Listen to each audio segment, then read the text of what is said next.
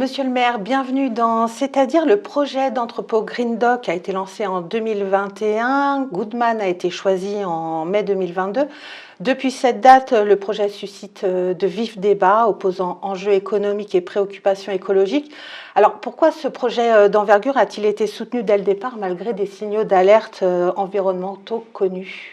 Alors déjà, je voudrais dire que je comprends, et je trouve ça même bien, que des personnes réagissent et s'interrogent sur la pertinence ou pas de tel ou tel projet économique.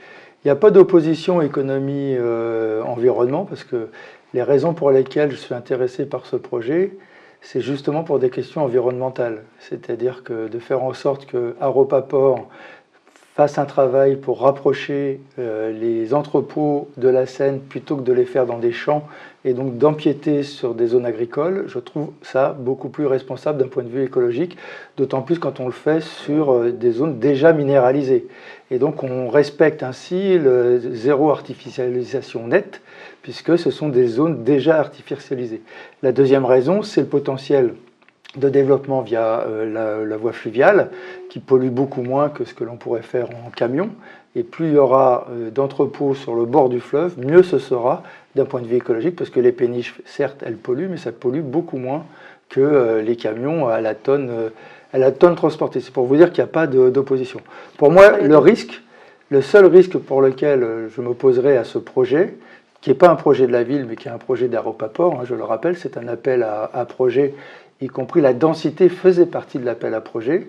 C'est le seul risque qui me ferait m'opposer à ça, c'est que la zone Natura 2000, dans laquelle c'est une zone de protection des oiseaux au bout de l'île Saint-Denis, si ça attaquait cette zone ou la mettait en danger, on ne signera pas ce permis de construire. Justement, le récent l'avis du 23 avril de la Maison régionale d'autorité environnementale est particulièrement sévère. Mais quand même, le projet est toujours maintenu, malgré tout, malgré son résultat sévère. L'avis de l'autorité environnementale n'arrête pas. C'est au contraire un avis sur lequel le promoteur doit travailler à corriger son projet ou prouver que l'avis environnemental n'est pas juste.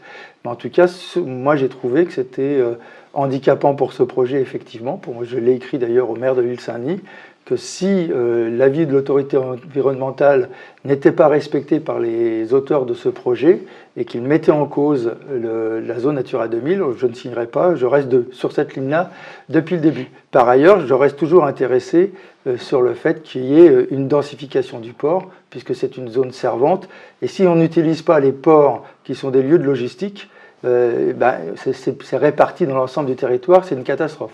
Je rappellerai que dans le même mouvement, excusez-moi de vous interrompre, nous supprimons un entrepôt de 100 000 m² dans la ville et dans la zone d'activité économique. C'est-à-dire que là, il y a la création d'un entrepôt de 90 000 m² en étage et donc sur seulement 30 000 m² au sol.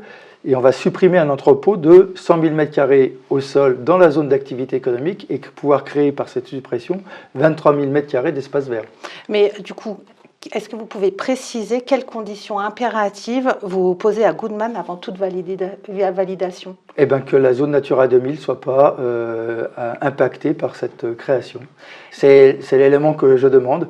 Bon, par exemple, je vous donnerai un exemple. Dans l'autorité environnementale, il montre que l'entrepôt ferait une ombre portée sur tout le port, de l'autre côté de la zone Natura 2000. Mais cette ombre portée n'existe pas puisqu'il y a une colline de 50 mètres qui cache le soleil et donc c'est tout le port qui est à l'ombre à cause de la colline d'Épinay et pas à cause de Goodman. Donc il y a des choses comme ça qu'il faut articuler, regarder. Mais ceci dit, s'il y a un impact sur la zone Natura 2000, il n'y a pas de permis de construire. Et quelle est la position du maire de l'île Saint-Denis ? Le maire de l'île Saint-Denis est contre depuis le début.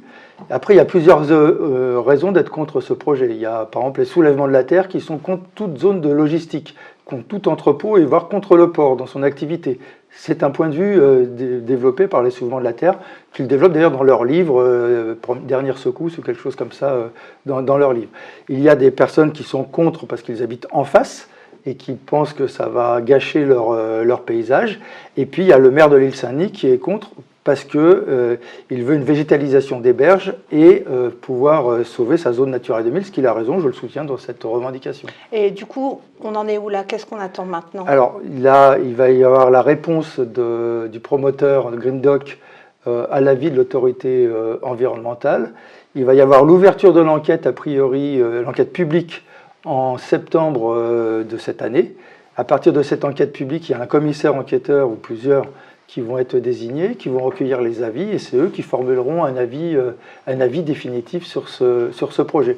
Je rajoute qu'on connaît ce projet longtemps à l'avance, parce que contrairement aux obligations, il n'était pas obligé de le faire. On a, enfin pas nous, mais le promoteur a questionné les associations, questionné les villes, questionné le public, et fait connaître son projet avant même d'être obligé, ce qui est plutôt une bonne démarche pour à la fois lever des oppositions, mais aussi faire en sorte qu'il y a un minimum de nuisances qui existe. Oui, parce qu'il y avait déjà eu une concertation publique en octobre 2022. Oui, qui n'était pas obligatoire. Là, on va rentrer dans la concertation publique et officielle à partir de septembre. C'est le préfet qui la déclenche, c'est pas la ville, c'est le préfet qui déclenche cette concertation publique. Il n'y a pas de raison que les avis changent? Oui et non, parce qu'après, il n'y a que les imbéciles qui ne changent pas d'avis, je dirais.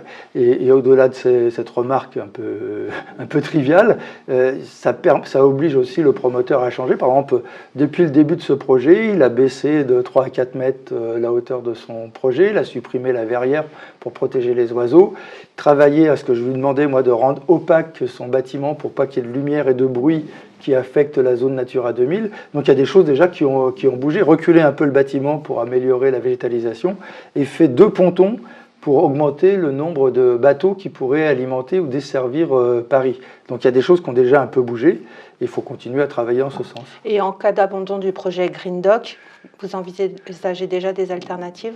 Ça n'a aucune conséquence pour la ville, qu'il n'y ait pas ou peu de projets, c'est une conséquence pour le port. Donc c'est le port de travailler sur son cahier des charges. Ce n'est pas nous qui avons décidé de faire ce projet, et ce n'est pas nous qui conduisons ce projet. On arrête là, on se retrouve la semaine prochaine dans C'est-à-dire.